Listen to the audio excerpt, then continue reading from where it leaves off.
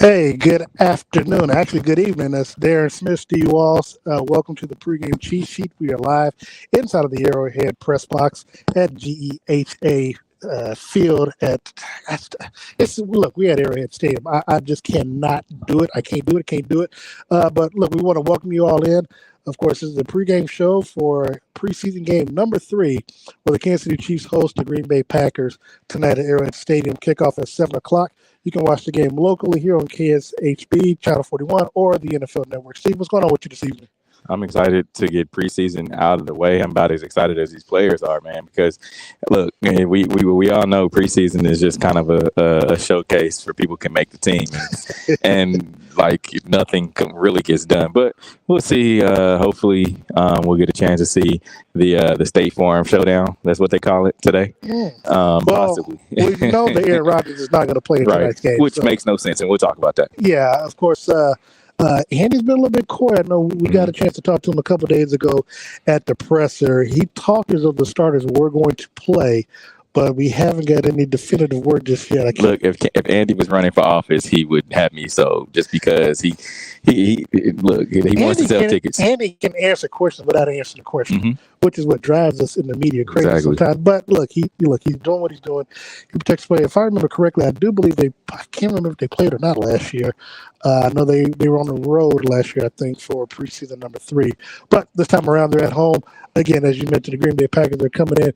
We will see a lot of Jordan Love, of course. So that's that will be sooner or later the future of the Green Bay Packers, perhaps. But looking at tonight's game, going into tonight's game, the Chiefs made news.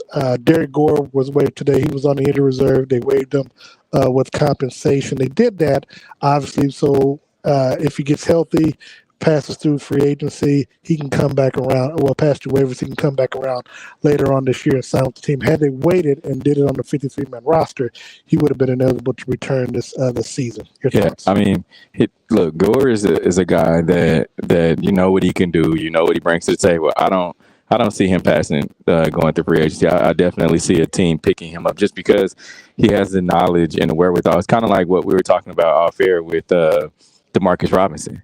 Right, you had a guy that's been to the Super Bowl, a guy that's been on a playoff team, AFC Championship game.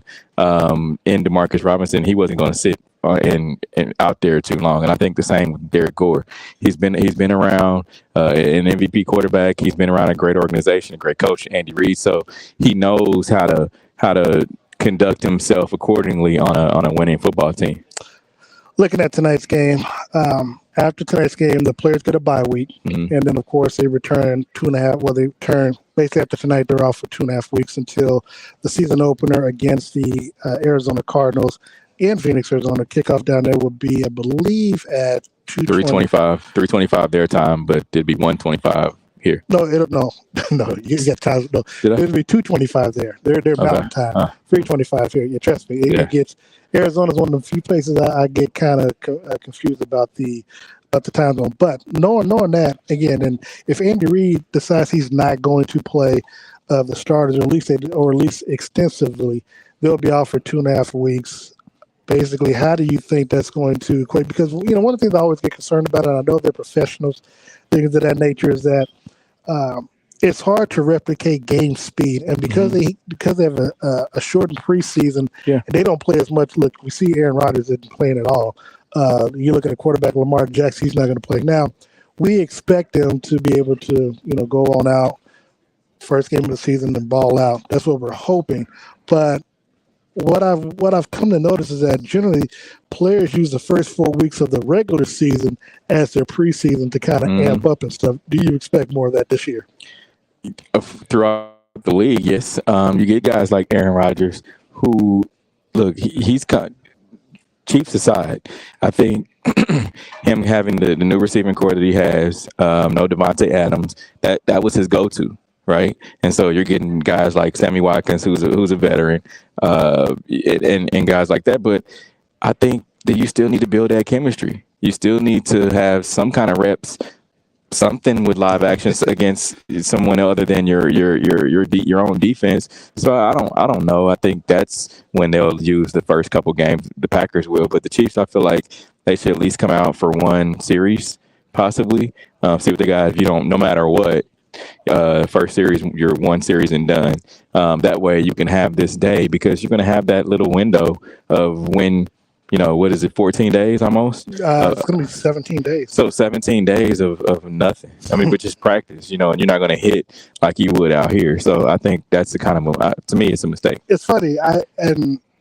I would say I was a hypocrite for this, because I used to enjoy preseason, because I used to like the fact that we get to see some of the players who are trying to make teams and put stuff on film to where, if they get cut or the Chiefs, like they may have an outside shot of making a team. But then I realized, man, we're not seeing because again, we look at last week's game against the Commanders. It was bored after the second half when when Patrick and them were in the game. It was like, really? I was like, oh man, this is the second half was just dreadful, right? For us. So thinking about that, but then also, for me, I guess the biggest thing is that I do like to see these players, as I talk about this dress off that I had with Patrick, ramping up as at the start of the season, and so that's why I like to see them, because again, they're not going to practice for the next week because it'll be off. It's a bye week. Then when they come back again, you it's hard to simulate what you're going to do in the game in practice, because you still can't hit Patrick, and so right, and so there's only so much that you can do, but you still got to go out on September 11th and try to play 60 minutes. And the one thing that, again, I worry about is that not even for the Chiefs, but just the NFL in general, is that you're going to be playing running up and down full speed or whatever that may not have the exact type of game speed readiness, because they've been sitting out preseason and practices and stuff like that. Yeah, and I see you, OT Spears. You said D-Rob is trash. I was just making a comparison. I wasn't saying anything about D-Rob other than making a comparison. But game speed is definitely something that you need to get under your belt before, to me. But I think the Packers are going into it looking at it as this. Look, we have a bunch of veterans across. You have Alan Lazard. You have Sammy Watkins. You have those guys, Randall Cobb. All these guys have been in the league. They've been there before, so they know how to, kind of conduct themselves, and should be ready to go week one, no matter what, being able to strap it up. Well, look, they're professionals. I'm not saying that's any cause for concern. But you still need that hit, like Patrick said, that first hit. And I agree, because see, here's the thing that these players, whether it's been in preseason games or in practices, have been dropping like flies. Now, the Chiefs, for the most part, especially, we talked about it really right before we got on the air. Some of these linemen, we talked about how the left tackle for the Dallas Cowboys and others, and we talked about if Orlando Brown had held out. Well, it's a good thing that he didn't, but, and even though he and the Chiefs, couldn't come to terms, but I always talk about how important it is to have that type of camaraderie and a cohesive unit as the Chiefs, obviously from left tackle to right guard, and really for the most part, Wiley as well. He's been a starter on this team, for a minute before, so it's not like it's brand new to him. So they have enough camaraderie on this offensive line that there's really no cause for concern. But but the fact that some of these players, you look at Tampa Bay, they've lost two offensive linemen. The Dallas Cowboys lost their left tackle yesterday with just a haphazard freak injury. And so Chiefs have been real lucky in that. And so I would not be upset if Andy, held out the starters. I'd be disappointed, because we'd have to go through 4 quarters of. It's those skill positions, though, that you need to have live action. I mean, offensive line, defensive line aside, cornerbacks, safeties, wide receivers, running backs, tight ends. You have to have that skill position. It's only so much you can do on air. There's only so much you can do against your own defense. They're not out there trying to take your head off. They understand, hey, we're on the same team. Now, you're going against some other teams and them trying to get live reps and them also making a team. They're going to do some things that you wouldn't normally see against your own team. And so I think, just getting those live reps and building the chemistry.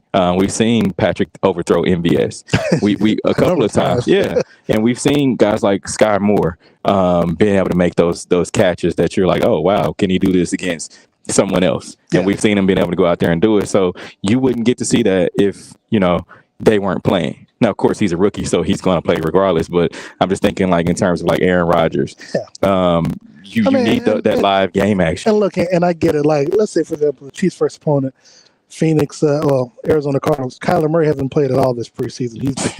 He's been good luck to him. He's been practicing as an offensive coordinator. If it works for him, it works for him. But I do think that that's going to have an adverse effect when the Chiefs come to town in a couple of weeks. And so, I guess it depends on the team. Obviously, we cover the Chiefs on a daily basis, so we get a chance to see them a lot more. So I don't want to come off on this broadcast as though we are, all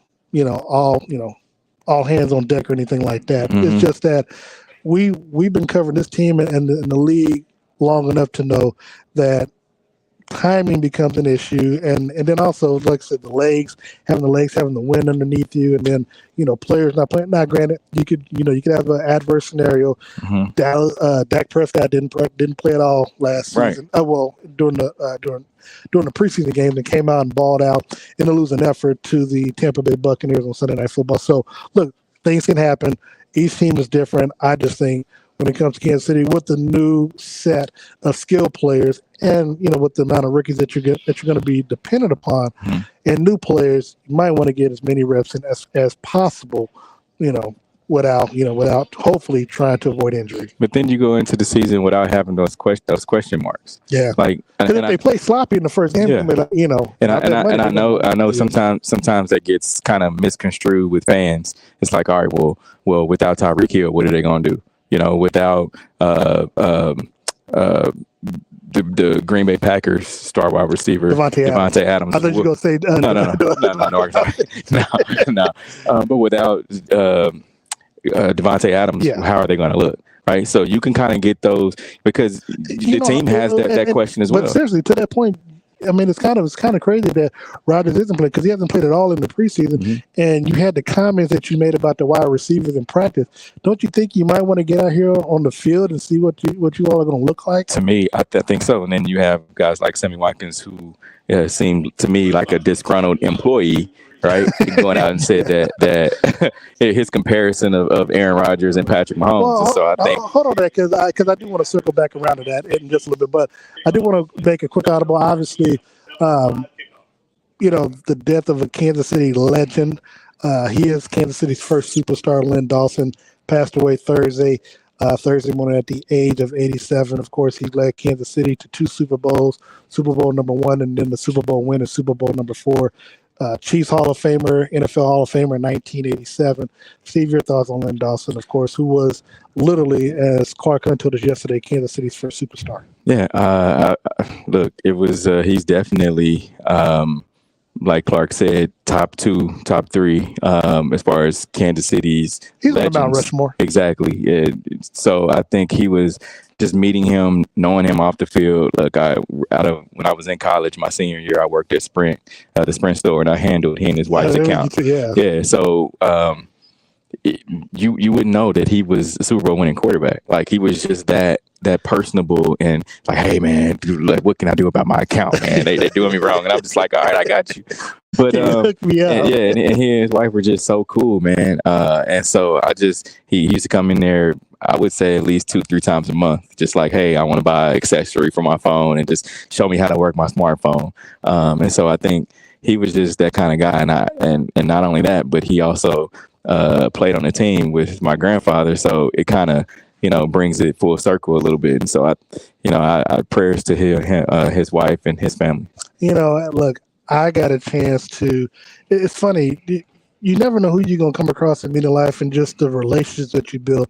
For me, it started back when I was in high school with Jack Bush as our basketball coach, but couldn't realize just the circle they, because of age, mm-hmm. and being in Kansas City for so long, people just intermingle, of course. So he knew all the Chiefs players just based off of, Kansas City not being that large and how it was back in that time in the 60s and 70s, and when Arrowhead was at the Municipal Stadium, Chiefs played there, and of course, and it's right up the street from Gates Barbecue and Arthur Bryant's, and the relationships that the players had, of course, the part-time jobs that they end up having to work and stuff like that. And so, obviously, Lynn Dawson, being the news director at KMBC Channel 9, will cover all the high schools, mm-hmm. high school basketball, football and stuff like that. So he and Coach Bush had a good relationship, and of course, Bush through Ollie Gates and Otis Taylor and just all these Chiefs players and stuff like that. So it's like, you knew one, you knew them all. And then for us, you and I, getting a chance to see, like, literally, we're in the press box up here, but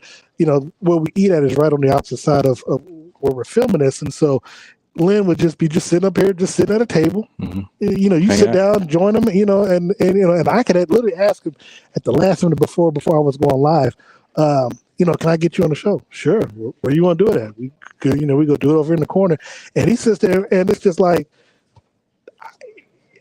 for me, I ask him a question, I just let him go. Yeah. I ain't got to say nothing. You know, by the time I go to speak, it's because I'm like, you ain't got to say, because I want to ask a question, jump in, you know, be respectful. And he is just that type of dude where you could approach him, you could sit down and eat with him, have conversations, ask him. I mean, and literally just ask him just about history, man. I mean, you know, when you see someone like that, and knowing that he's on a Mount Rushmore and just what he's done in his career, you want to sit there and soak up and just have conversations. Like, you don't even want them, but you just want to hear stories. And the fact that, you know, I mean, he started, I think, the second season of Inside the NFL, was there for like 21 or 24 years. Yeah. Obviously, what he's done here, what he's done in television, Hall of Fame, on the field and in the broadcast booth. I mean, that's just, you don't see too many people like that. And here's the other thing too. We know of some Hall of Famers, some local legends who have a bad rep. If you were to ask about them, they would tell you that they're jerks. I have not found anyone. I haven't had any personal dealings to where I've seen them in this manner, but I haven't had anyone say anything negative about Lynn to me, nor have I ever seen him in a negative light. Look, he was now you're getting all the athletes that want to go into doing the broadcast and things like that, and he's definitely the blueprint of going from being a high profile athlete and going into the broadcast booth. He's definitely that. I mean, literally, the man play a game, and then in uniform in practice as well would be interviewing players and doing his job. I mean, one, I don't even think the league would allow something like that to happen right now, or teams as well. But I mean, just for what he was able to do during this time, you know, he will be sorely missed by us in Kansas City and across the NFL as a whole. And the Chiefs, they are expected to do something. We haven't been made aware of anything. They're going to do something tonight, but we do expect them to, you know, honor him somehow, if by just a moment of silence. We know they're going to do something later on this year. I do think that they're going to have some kind of decal on their helmets or jerseys. I just don't. You know, I asked the PR about it yesterday. They just stay tuned, but I do expect them to put a decal on either helmets or the jerseys sometime this season. Yeah, I think that or having something on the field. Yeah, something on the field. But I can see definitely having some sort of patch or something on the jersey. Yeah. So, but look, going back to this, and this is something I want to ask you, Stephen. We do see the players suited up. I guess Patrick and them are all suited up, and so we expect them at least maybe get a series or something in. But you know, I think that's just a formality. I know, right? Yeah, they have to suit up. I want to get your thoughts just on preseason as a whole, whether it's the Chiefs or whatever. I mean, have you been impressed? Is there anything particular stand out about preseason this year versus last that you've seen? To me, it seemed a bit shorter. I mean, as far as like going from Super Bowl to draft to preseason. You think it's shorter? It seemed like it took forever to get back. No, because coming off of the 2 years of COVID, not being able to do, I think that may be why it seemed a little bit shorter. You know, because just doing the Zoom interview, that seemed like it took forever. And so I think just from that aspect of just being a little bit shorter. But otherwise, I mean, I feel like people want to do away with preseason. You still have to have at least one game. If you don't have one game, training camp needs to be longer. Here's the great thing about it, because when you start thinking about it, college football starts.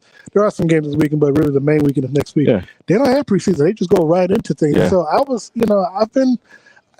But it's a different level. Like you do that from little league to middle school, high school, through college, and then there's a huge separation from college athlete to NFL athlete. When you're going from high school to college, there's on that level, if you can play high school football and you're a top talent, you can play college football at a top talent. Yeah.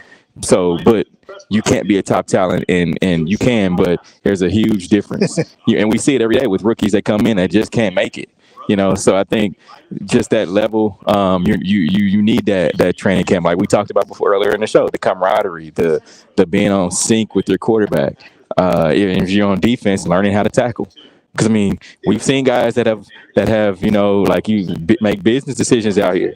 They just do, and so you need that. I think the preseason repetitions to get that in order. I do want to ask, going back to the roster and stuff. After tonight's game, they have to get down to the final 53 by next Wednesday, I believe it is. Who do you think makes the team? Like, if you're looking at tonight's game, knowing that when we talked to Indy the other day, what they're looking for versus who you all expect to make. They already know who the first 22 is, but as he says, the last 30. I'm like, well, you already know who most of your players are.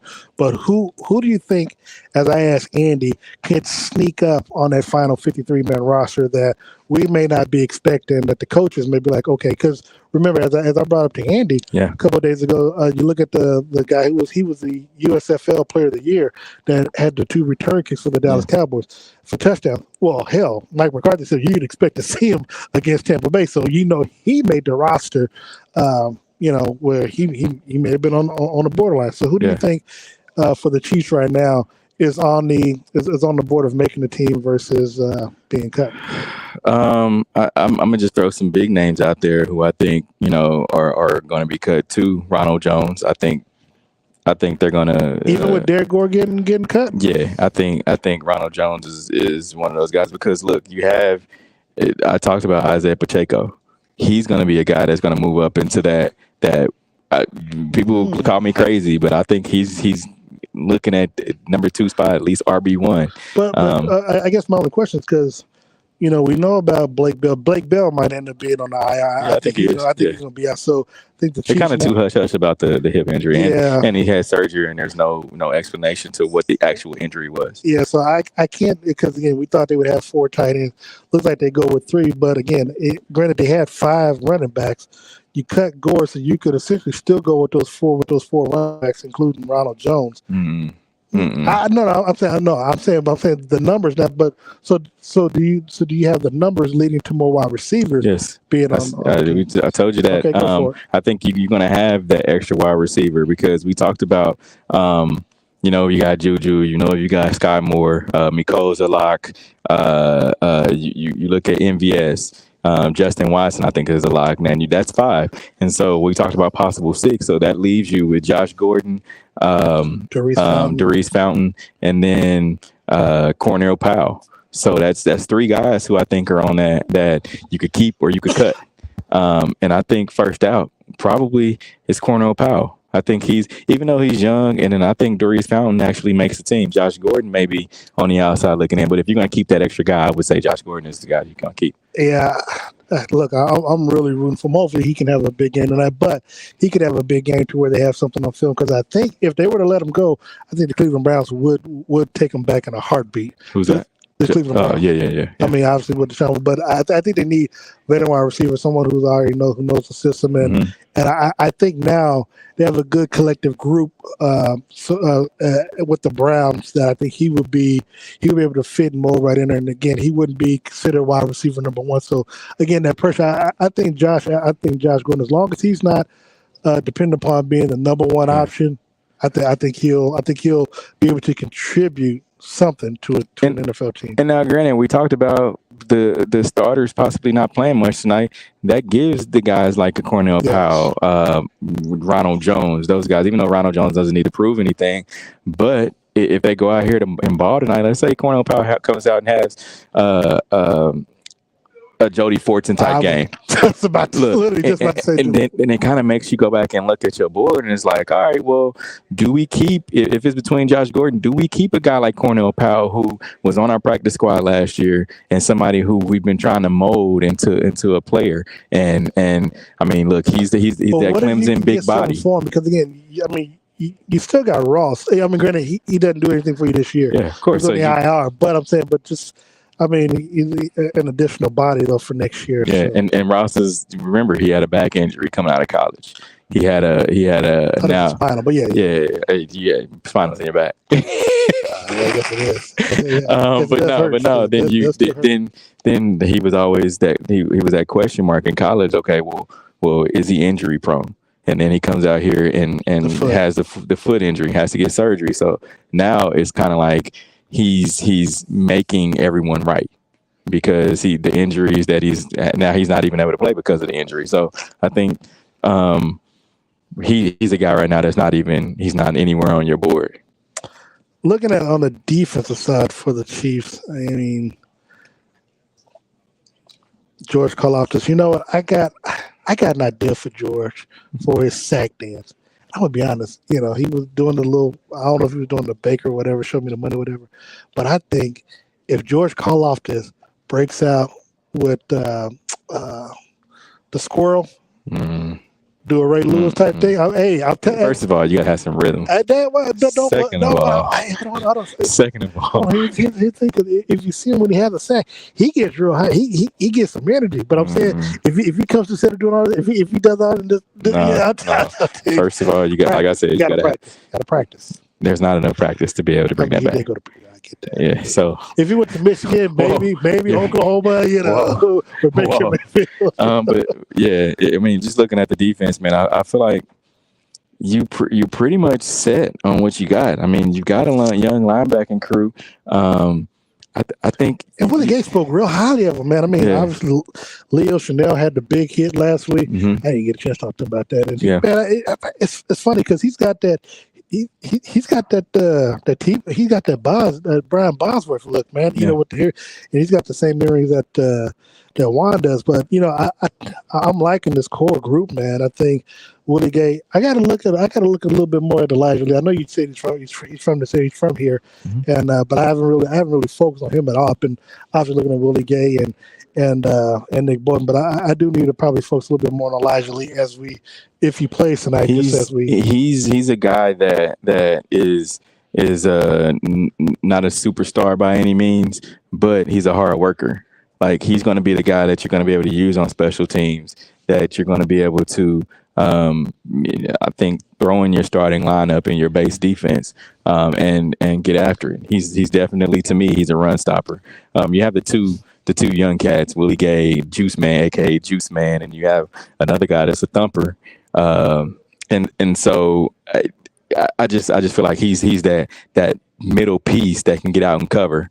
And then I can also play special teams. I'm curious. You mentioned earlier about Sammy Watkins. I know he's listening to starting lineup. Perhaps he gets out there. Perhaps Leo Chanel welcomes him back to Kansas City as only he can. But Sammy Watkins, DeMarcus Robinson, not really D-Rob, but Sammy Watkins and Tyreek Hill, they've had comments regarding Patrick Mahomes, as a disgruntled employees.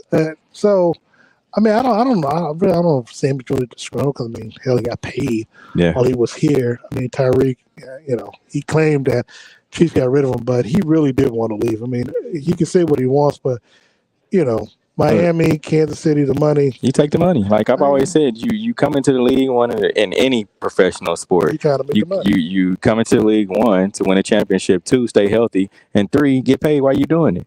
So I mean, all that order. You did, I mean, not in that order, but he did all that. He got the ring. He's been healthy for most of his career, and then I mean, he had the cramping problem, but other than that, I mean, he's been really healthy, and so he's also gotten paid. So that's the trifecta to me. Yeah. So now you go and get even more money and set your family up for life. Nobody can be mad at that. But the comments that Sammy Watkins said that.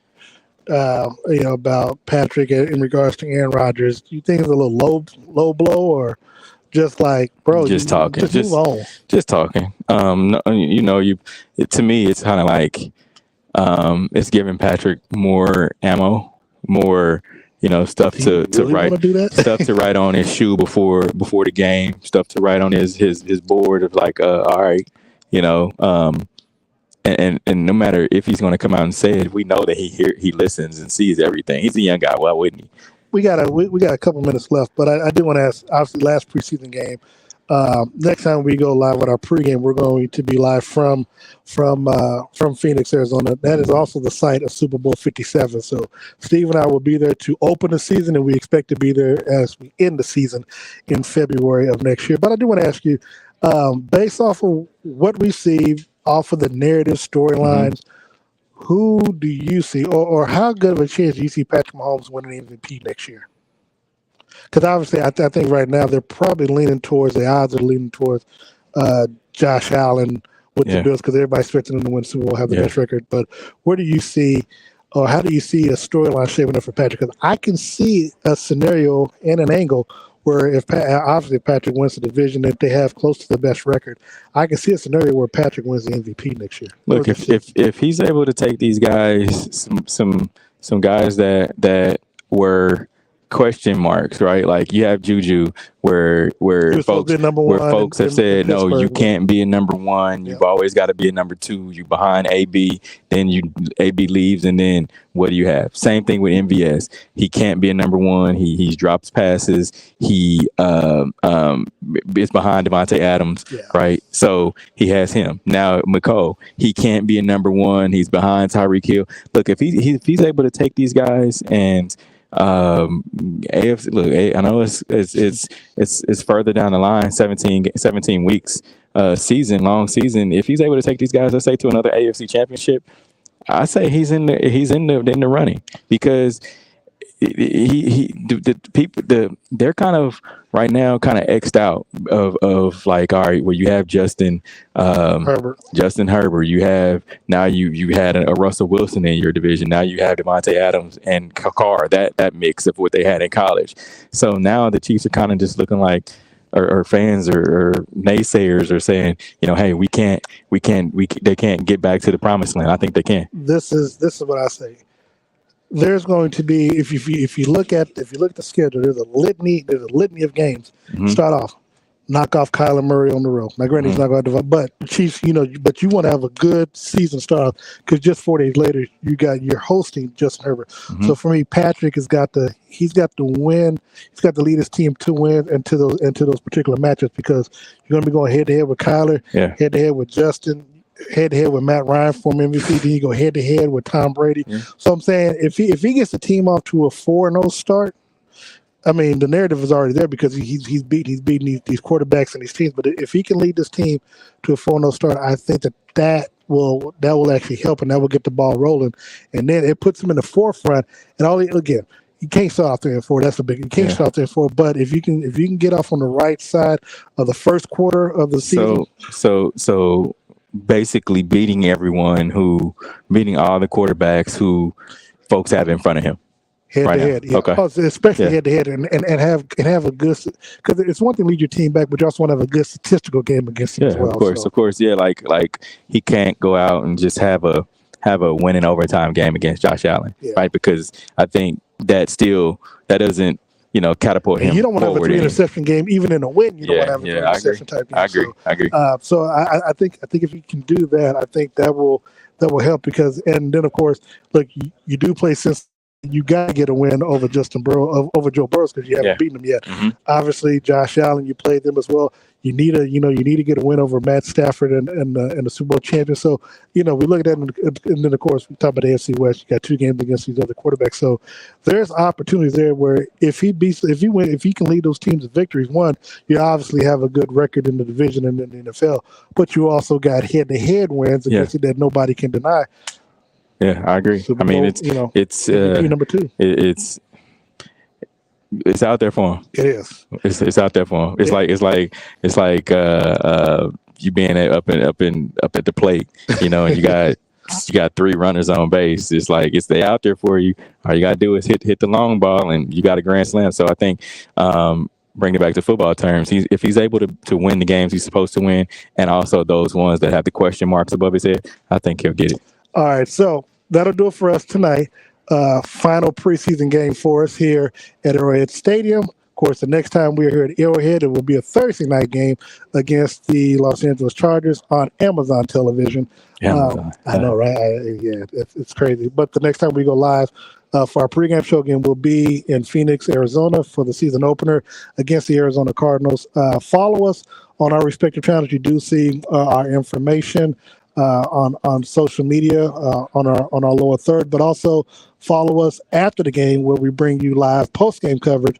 Andy Reid, perhaps Patrick Mahomes, and select players at the podium And then, of course, we'll have interviews in the locker room. Steve Walls and myself will have interviews in the locker room, and we'll probably do something post-game on the field as well. So thank you so much for tuning in. Again, we do want to let you know that we do have sponsorship opportunities for you when the regular season starts. Make sure you reach out to us at our respective channels, and we'll get you more information. But for Darren Smith and Steve Walls, thank you so much for joining us on the Pregame Cheat Sheet.